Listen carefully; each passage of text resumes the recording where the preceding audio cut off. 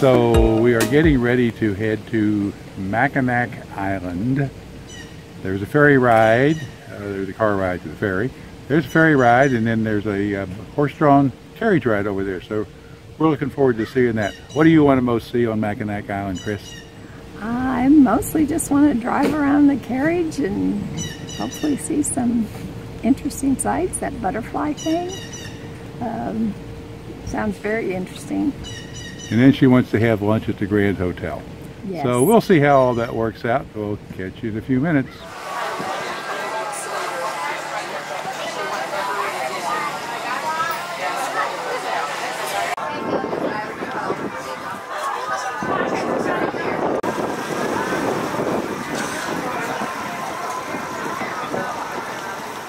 We went over on a ferry, which is the only way you get there.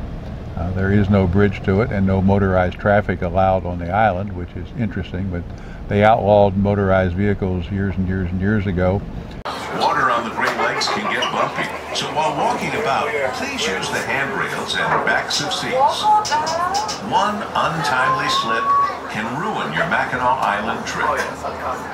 If the captain has pointed out the areas on the top deck that are taking on spray, he knows what he's talking about, and you will get wet. For all of our boat aficionados wanting to know a little more about the Wyandotte, she was built in Lafitte, Louisiana in 1979 and was brought up to the Straits of Mackinac through the Mississippi and Illinois rivers, then up Lake Michigan. She is 83 feet long and operates under two V16 2000 series MTU diesel engines in V configuration, each producing 1,410 horsepower. Coming up on the right is the Icebreaker Mackinac Maritime Museum. She was launched in 1944 and was the largest and most powerful icebreaker in the world, cutting through 3 feet of blue ice at 4 knots. Some say she helped win World War II by keeping the Great Lakes open in the winter, allowing shipping of iron ore from Duluth, Minnesota to Gary, Indiana. The retired U.S. Coast Guard icebreaker is now a floating museum with daily guided tours. Please find a seat in the lower cabin. Thank you.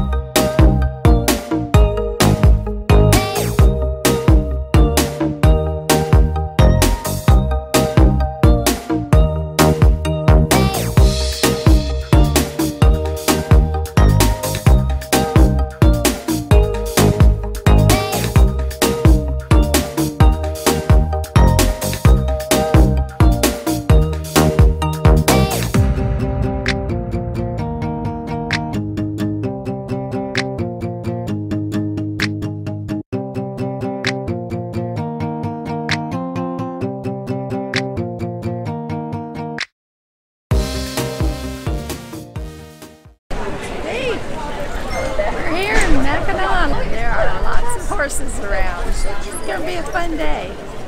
Also, a lot of bicycles. We didn't bring ours, and we're going to find one of these carriages and enjoy the day.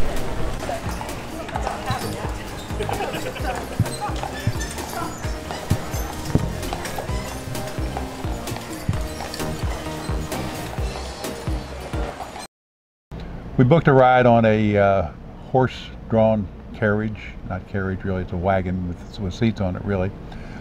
And that took us around the island, up by the Grand Hotel, around some of the downtown spots, and then out on a longer trip that went out by the fort, and there's an arch bridge, natural bridge formation. We stopped there and came back in and ended up going to the Grand Hotel to tour that.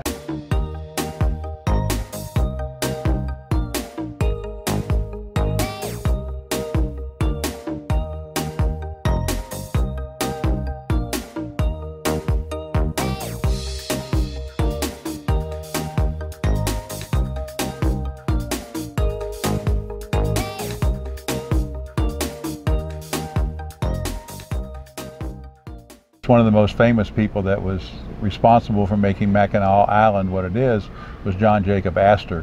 When the U.S. opened up the fur trade to non-U.S. residents, Astor came from England, one of his few boat trips. He apparently hated boats, but came to the island and set up fur trade, and I forget how many millions of dollars he did in that time frame, but they calculated, extrapolating to current dollar values, it would be about $16 billion worth of fur trade. So you can see why Astor was one of the wealthiest men in the world in his time frame.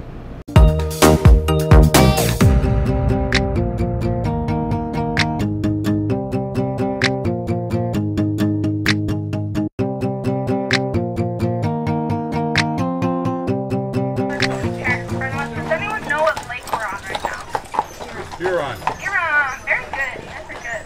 So, I've been here since May. And May, we had a bunch of school kids around here enjoying their final days of school. So they came here for a field trip. And I asked them that very same question, and their first guess was Lake Erie. Yeah. And then over here, this is the oldest lilac here on the island. That lilac dates back to 150 years old. And we are on Canal Avenue, which is also known as Lilac Lane. Here on the island, we have 68 different varieties of lilac in 18 different seasons. Oh my gosh, guys! The island is out of fudge! Just kidding. That's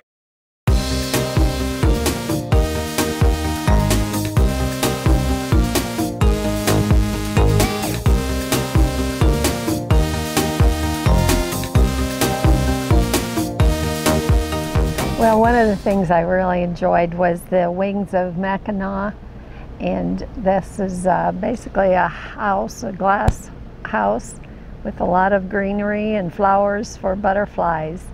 And the butterflies there were just beautiful, blues and reds and greens, and just a variety of information about butterflies on their little signs, and a little water fountain in the middle.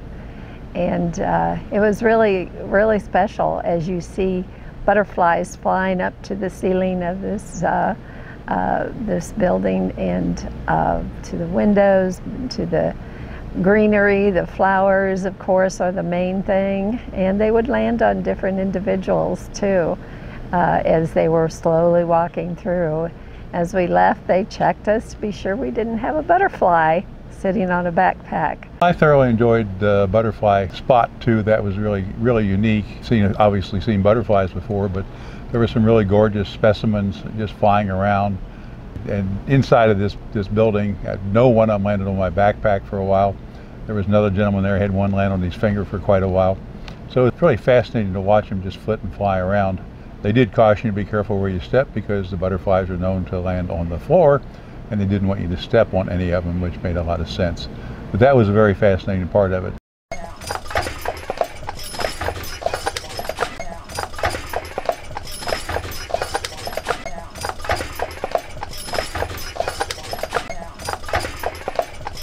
And there also are 4 cemeteries there, which is kind of interesting because, of course, there's the cemetery for those who have lived in that area, and there's also the cemetery for the Catholic Church, which was moved from downtown Mackinac City when they were constructing some of the current buildings there.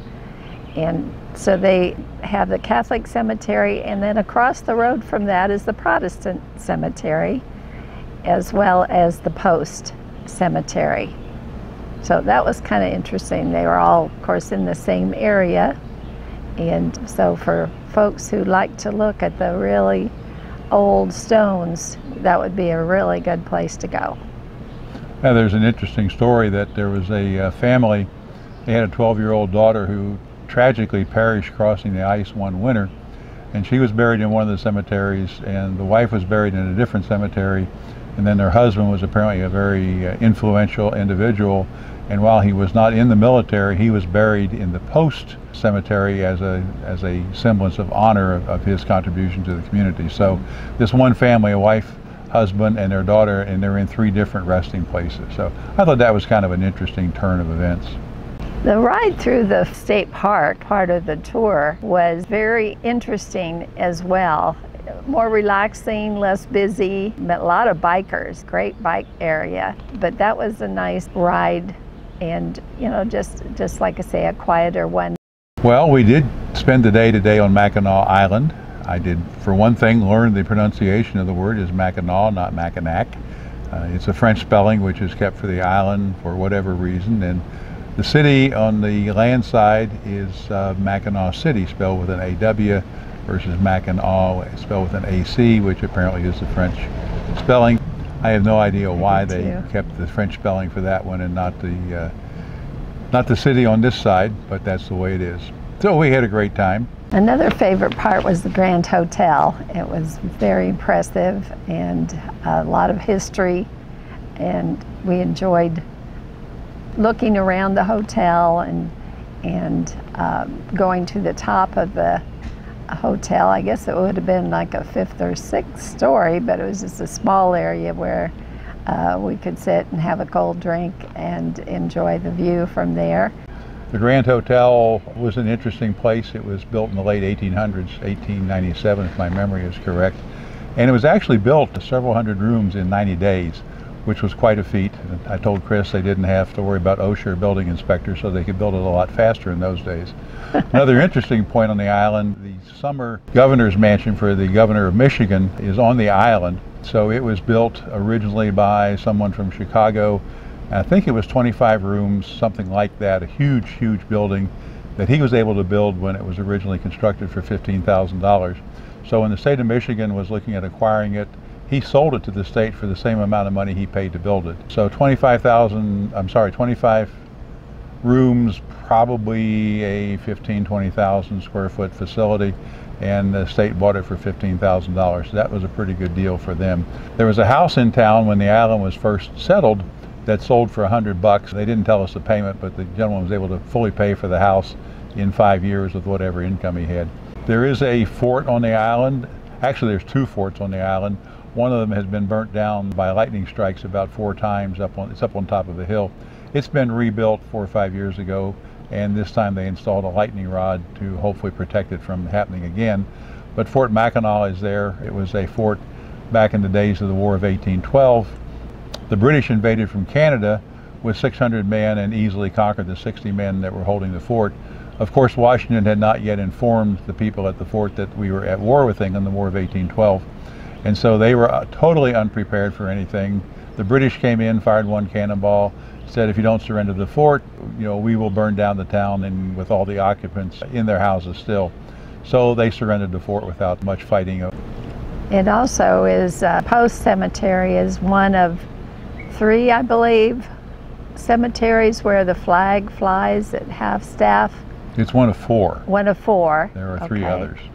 And here's your history quiz for those of you watching this video. Name the other 3. You will have 20 seconds to answer. The prize is a brand new Eldorado Cadillac. No, wait, they don't make those anymore, so forget that. So no prize. But yeah, that was interesting, and part of that is because when the cemetery was as folks were first buried there were wooden crosses which had their names on them and were identified in that way, and through the years the wooden crosses of course deteriorated and the names were lost. So there are unknown soldiers in that cemetery, and so that's why the flag flies at half-staff, as I understand it. Now, Chris, give them the answer to the other 3 cemeteries where the flags always fly at half-staff. If what I remember is Arlington. That's correct. Gettysburg. Gettysburg is one of them. And I'm losing the 3rd one. Oh yes, Hawaii. The Arizona Memorial. Arizona Memorial. In Hawaii, in Pearl Harbor. Exactly. The other thing that was really impressive was the Grand Hotel stables. It was a beautiful facility, a red barn, huge with green trim. And of course they told us of the different horses that were there that served the Grand Hotel. And it was also museum as part of that, showing some of the antique carriages that have been used over the years. So that was another really interesting part. Well, we hope that you've enjoyed the video and other pictures we took while we were there, and that you'll take a chance to look at this. If you like what you saw, then please hit the subscribe button and hit the little like button down below. And if you click on the little bell, you will get a notification when we post new videos, so you'll never miss anything from us. We appreciate your watching, and have a great day.